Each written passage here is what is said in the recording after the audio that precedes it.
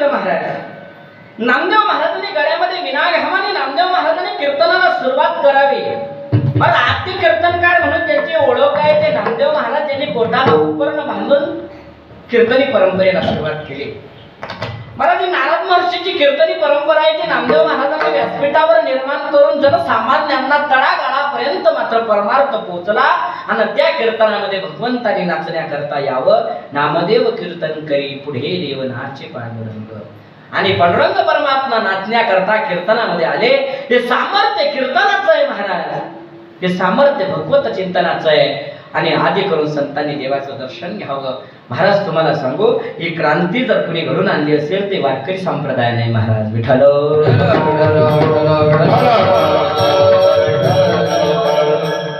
आता त्रैलोक्यामध्ये तुम्ही फिरलेला असाल, तुम्ही भारतवर्षामध्ये तीर्थयात्रा केल्या असतील, पण पंढरपुरासारखं तीर्थक्षेत्र नाही.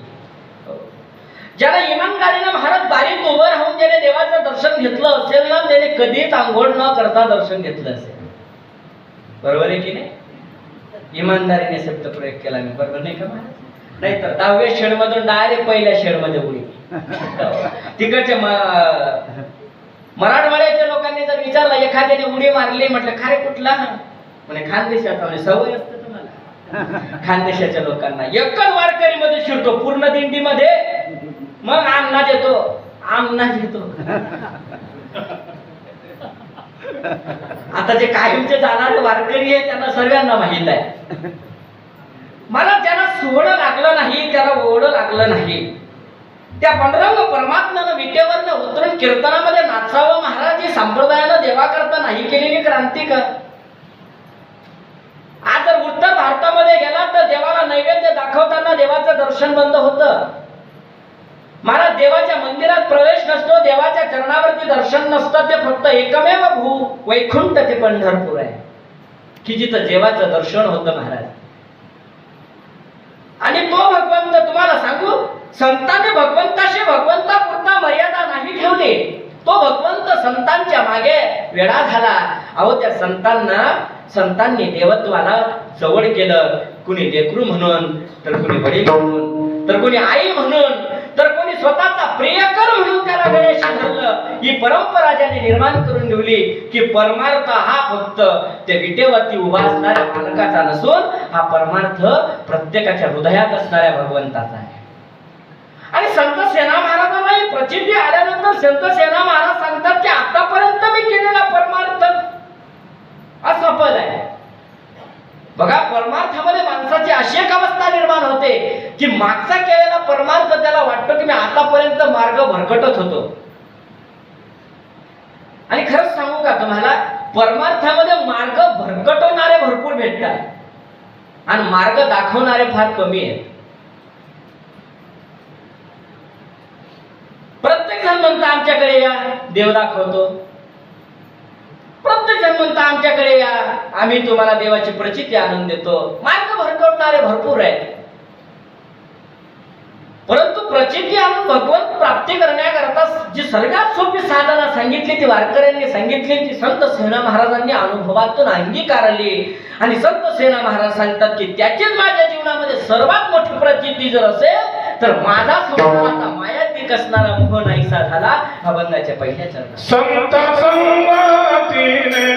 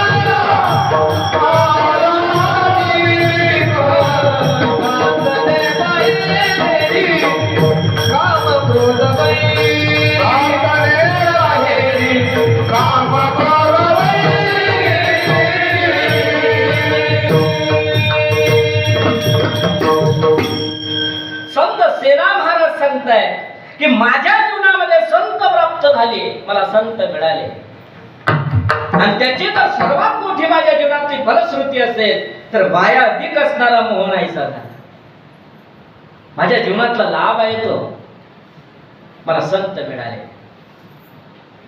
आता संत सेना महाराज सांगतात की संत संगतीने थोर लाभ झाला, मला संतांची संगत मिळाली. आता जीवनामध्ये संगती करावी कोणाची? आता जीवनामध्ये जशी संगत आहे तसं त्याचं जीवन आहे. ज्याची संगती बिघडली त्याचं जीवन बदललं, त्याचं जीवन बिघडलं. बैसता चोरापाशी तैशी होय बुद्धी, देखताची चिंधी मन धावे. चोराच्या संगतीत बसला तर चोरी करण्याची बुद्धी आहे. अहो अट्टल माळकरी, आता माळकरी बी अट्टल असतो बरं का,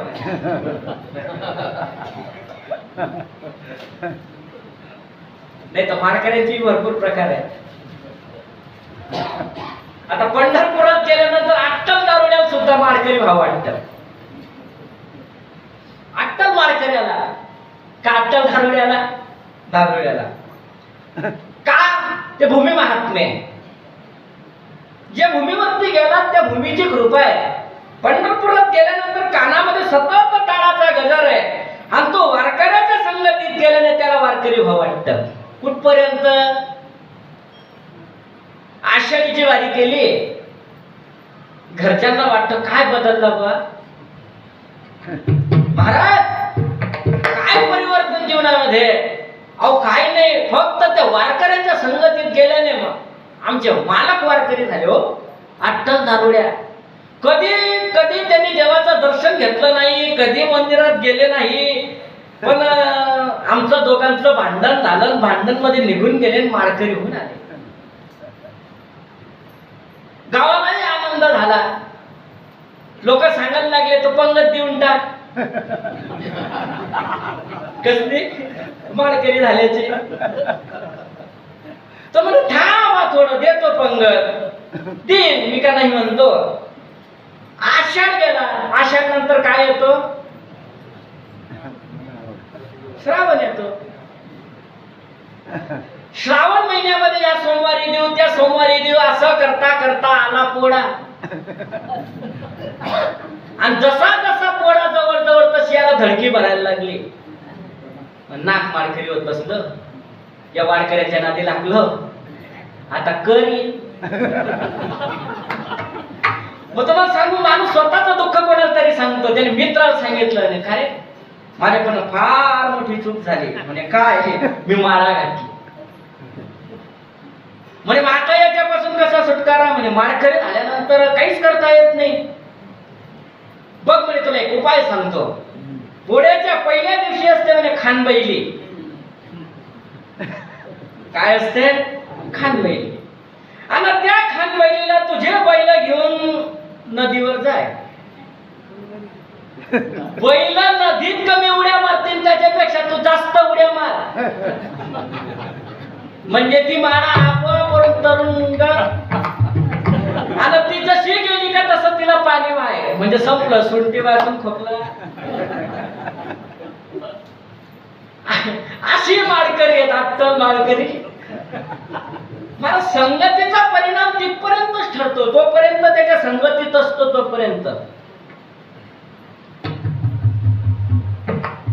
परंतु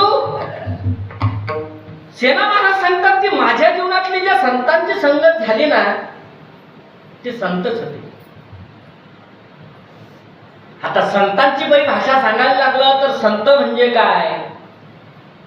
जरी आपण म्हणत असलो हे संत आहे, संत तर पदी लावणारे भरपूर आहेत. संत म्हणजे जीवनातलं आचरण आहे. संत म्हणजे जीवनातली आचारसंहिता आहे.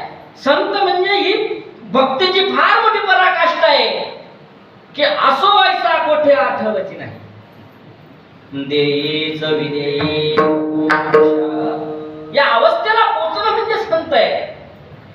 अजून सांगू, यस्मान्नो तुझते लोको लोकांनो तुझते जया हर्षा अमर्ष भैद्य किर मुक्तया सच मे प्रिया. जग त्यांना कधी कंटाळत नाही आणि ते जगाला कधी कंटाळत नाही.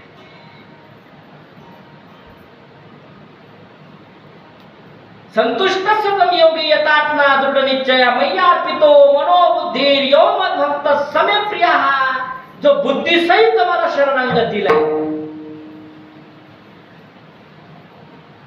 आता ही संताची भक्ताची व्याख्या आहे की भक्त कुणाला म्हणावं, म्हणजे सर्व भावानं, कायिक वाचिक मानसिक भावानं जो भगवंताला शरण गेला. फक्त शरण जाण्याने संत होता येत नाही. दुसऱ्याचं दुःख बघून स्वतः करता ते दुःख ओढून घेणं. अजून सांगू, मृदू सबाह्य नवनीत तैसे सज्जनाचे चित्त. अरे मृदूपेक्षाही त्यांचं चित्त मृदू आहे. नवनीत माहित आहे ना? नवनीत म्हणजे अमूल बटर काय चीज. मला लोण्याचा गोळा, मला लोण्याच्या गोळ्याला अग्नीचा स्पर्श होत असेल तर लोण्याचा गोळा वितळून जातो, परंतु दुसऱ्याला जर अग्नीचा स्पर्श होत असेल तर स्वतःला वितळून घेतात ते संत. विठाल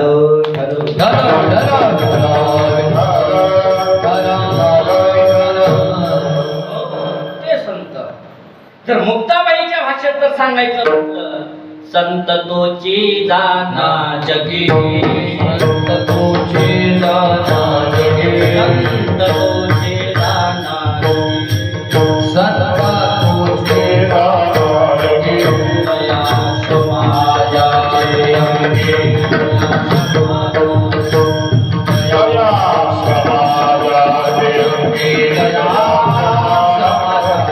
दया समाजाचे अंगी, दया समाजाचे अंगी.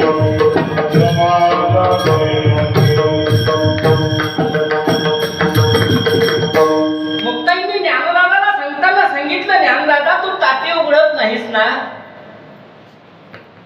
ताटी उघड. दादा तू ताटी नाही उघडली तर जग फार मोठं ज्ञानाला मुकणार आहे.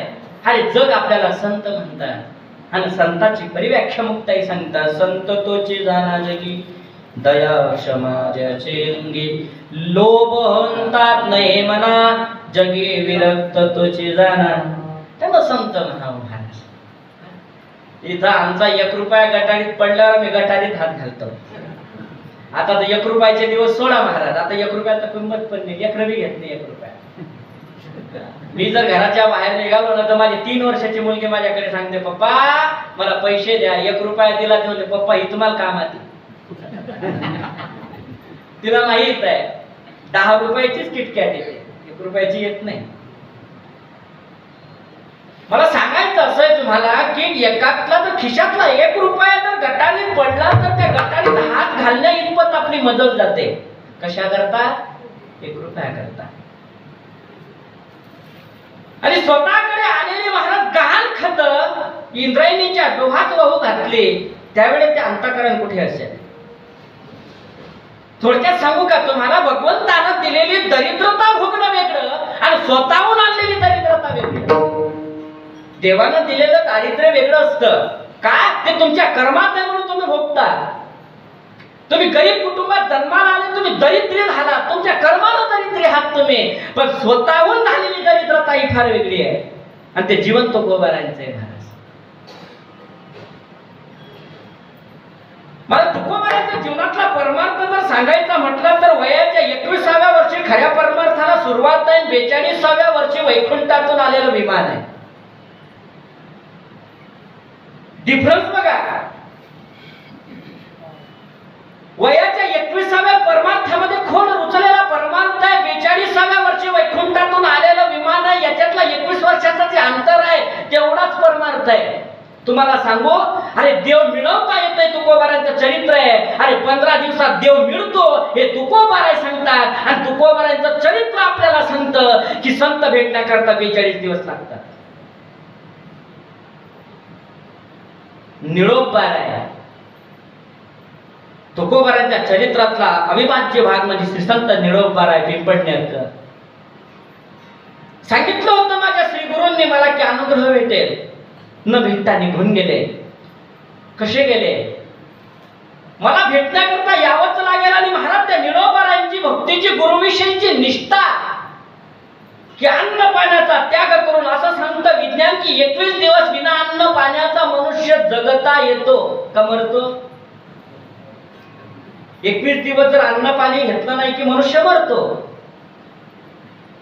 पण 42 दिवसाचा कडकडीत उपवास आहे आणि 42 दिवसाच्या उपवासाची पराकाष्ठा देवाला संकट पडावं आणि देवाने सांगावं नाही निडोबारांना भेटायला गेला तर निडोबारांचा प्राण जाईल.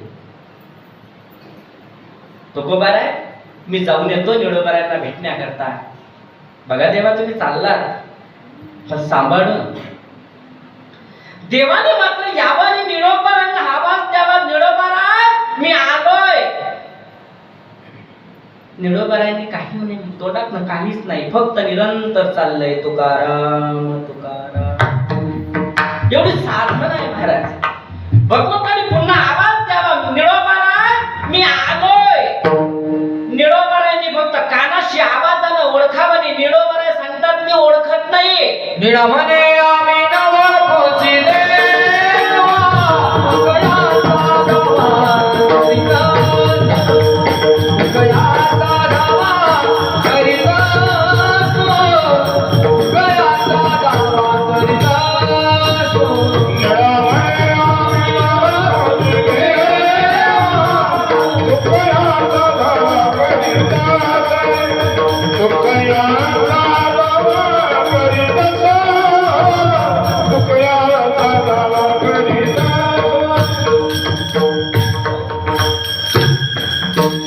महाराजांनी प्रमाण दिलं. महाराज निडा म्हणे तुझं नळखुची देवा, तुकयाचा धावा करीतस. देवा, माझ्यावर प्रल्हादा इतकं संकट नाही, तू माझ्या करता आलास, मी तुला बोलवलंच नाही. तेथे तुझा लागे बोलाविले कोणी, प्रार्थना वाचोनी आला शिवा, प्रार्थना वाचोनी आला शिवा. तुझं लागिले बोलाविले कोणी, वासिला वाचोनी आला शिवा, वासिला वाचोनी आला शिवा.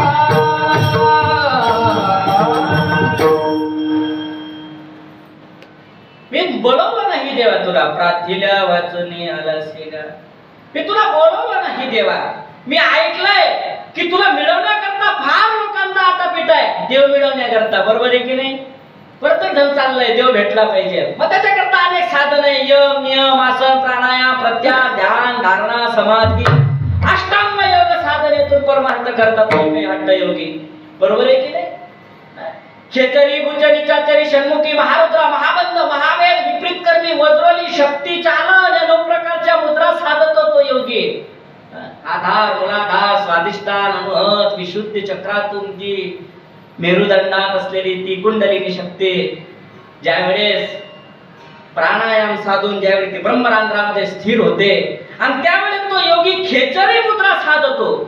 आता त्याचाही फार मोठा इतिहास आहे, तो सांगत नाही. मला सांगायचं एवढं की एवढा हट्टयोग करून तो भगवत प्राप्ती करण्याकरता अट्टहास करतो आणि सहज मिळालेला भगवंत निडोबाराय नाकारतात.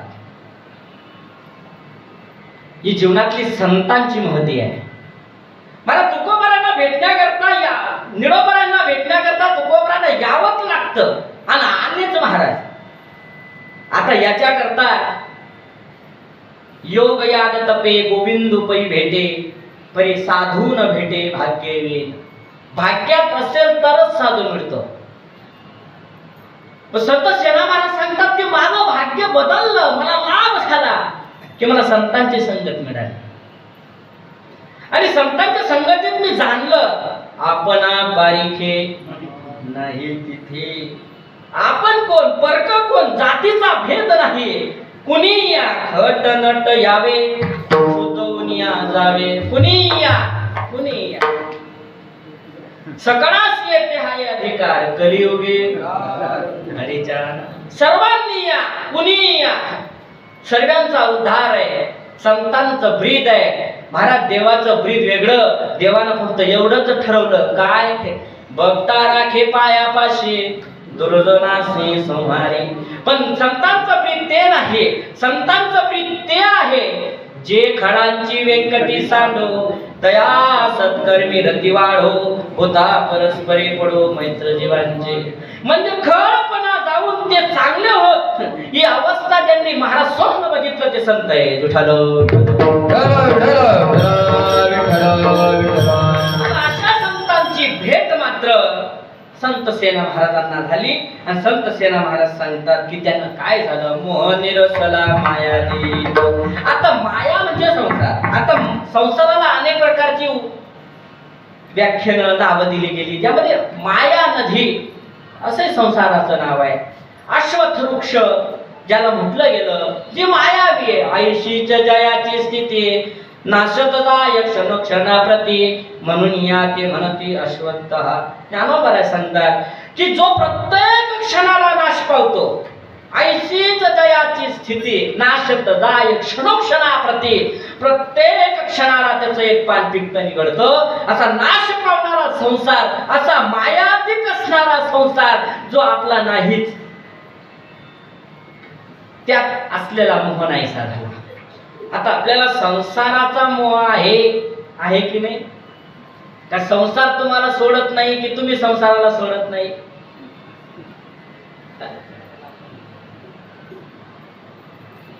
जागेत ना तुम्ही? आपण सोडत नाही ना. जया परमार्थाची चाड तेने सांडावे लिगाड, धरुणी भजनाची चाड निघत मादरे. विठ्ठल ते जात नाही, ते लटकय लागट. काही लोक जास्त लागट राहत नाही का, तू गैला लागट आहे रे. तसा संसार लागट आहे, जात नाही तो, त्याला सोडावा लागतो. संत सेना मला सांगतात की तो मोह गेला. आता जर मोह बघितला, राजस मोह, तामस मोह आणि सात्विक मोहाचं चिंतन येतं. आणि या तीनही मोहाची उदाहरणं महाभारतामध्ये सापडतात तुम्हाला. राजस मोह निर्माण झाला गुरु द्रोणाचार्यांना, सात्विक मोह निर्माण झाला अर्जुनाला, आणि तामसिक मोह निर्माण झाला धृतराष्ट्राला. आता धृतराष्ट्राला निर्माण झालेला तामसिक मोह कसा की त्याच्याकरता धृतराष्ट्र महाभारताचं युद्ध चाललेलं आहे, आणि महाभारताचं युद्ध चाललेलं आहे. आणि धृतराष्ट्र एक दिवशी त्याच्या शरणगृहामध्ये पलंगावरती बसलेला आहे. आणि हळूच विदुर काकांचं आगमन व्हावं आणि विदुर काकांनी विचारावं, महाराज दुःखी आहात, मनात काहीतरी विचारांचं काहूड आहे. विदुरा तुला कसं कळतं रे माझ्या मनातलं, मीठ खाल्लंय तुमचं. मला नाही कळायचं तर कुणाला कळायचं, सांगा तुमच्या मनात काय चाललंय. विदुरा मला आता वाटतं की मी तत्वज्ञान ऐकलं पाहिजे. मला विदुर काकांचा चेहरा फार अचंबित झाला. दररोज हाडं फोडणारा म्हणतो मला माळकरी म्हणे, बरोबर आहे की नाही? सोपं सरळ आहे. तो कधी मंदिरात जात नाही, तो म्हणतो मी सप्त्यात 1000ची पावती फाडतो. आश्चर्य आहे की नाही? महाराज काय बोललात तुम्ही? मला वाटतं की मला ब्रह्मज्ञान तत्वज्ञान ऐकायचंय. वा, काय सुचावे तुमचा, होईल तुमची इच्छा पूर्ण. पण विदुरा तुला एक सांगो, मला त्याच्या मुखातून ऐकायचंय की जो त्या ब्रह्मज्ञानाचा अनुभवी असला पाहिजे. आता विदुर काकांना फार मनात विचार निर्माण असा आणायचा कुठून की तो ब्रह्मज्ञानाचा अनुभवी असला पाहिजे. आणि त्यांनी अनेक मंथन, अनेक विचारातून त्यांनी सार काढला. तर या त्रैलोक्यामध्ये ब्रह्मज्ञानाचे अनुभव जर कुणी असेल तर सनक सनातन सनत कुमार आहे. त्याच्यातल्या सनत कुमारांना आमंत्रण पाठवलं आणि सनत कुमारांना आमंत्रण पाठवल्यानंतर सनत कुमार आले. उच्च आसनस्थ सनत कुमार बसले, पुढे विदुर काका आहे, धृतराष्ट्र आहे आणि चाललंय. मग महाराज तुम्ही आसनावर बसा ना. धृतराष्ट्राला सांगतात सनत कुमार, नाही, मी तरी चक्रवर्ती सम्राट असलो पण आज मी मात्र ब्रह्मज्ञानाचा भुकेला आहे, तुमच्या समोर बसलेलो आहे. सांगायला सुरुवात करा. सांगितलं महाराज, चहू वेद दान साईशा स्वीकारा पुराण हरिसे गाठी, श्रुती स्मृती उपनिषद सारं काही तत्वज्ञान तत्वज्ञान धृतराष्ट्राला सांगितलं आणि धृतराष्ट्राला सांगितल्यानंतर सनत कुमार उभे राहिले आणि आता सांगितलेलं सार संपलं. जे सांगायचं होतं माझ्या अनुभवातलं मी सांगून मोकळा झालो, पण तुमच्या चेहऱ्यावरचा भाव बदलला नाही राजन. आता ते समोर बसलेले धृतराष्ट्रच ना, तो डोळ्याला आंधळा तो आतून तरी डोळत असेल का? पण सनत कुमारांनी धृतराष्ट्राला प्रश्न केला, धृतराष्ट्र महाराज तुम्हाला एक विचारावं वाटतं, नेमका तुमच्या मनातला प्रश्न होता तरी काय की एवढं सारं सांगून सुद्धा तुम्हाला उत्तर मिळालं नाही? विदुर काका विचारतात, महाराज सांगा तुमच्या मनात काय? अरे माझ्या मनात एकच प्रश्न होता की माझा चिरंजीव कोण दुर्योधन या महाभारताच्या युद्धात विजय होईल का, याचं उत्तर शोधत होतं. सनत कुमार म्हणतात, तुझ्यासारखा मूर्ख राजा मी आतापर्यंत बघितला नाही. ज्याला एवढं तत्वज्ञान सांगून तुझा त्याचा पुत्राचा मोह गेला नाही, म्हणजे तो किती मूर्ख असला पाहिजे. पुत्र मोह कोणाला होता? धृतराष्ट्राला होता महाराज. अरे त्यावेळेस एकच धृतराष्ट्र होता, आता तर सर्व धृतराष्ट्र आहेत महाराज. प्रत्येकाला वाटतं मन चांगलं आहे, बरोबर आहे की नाही?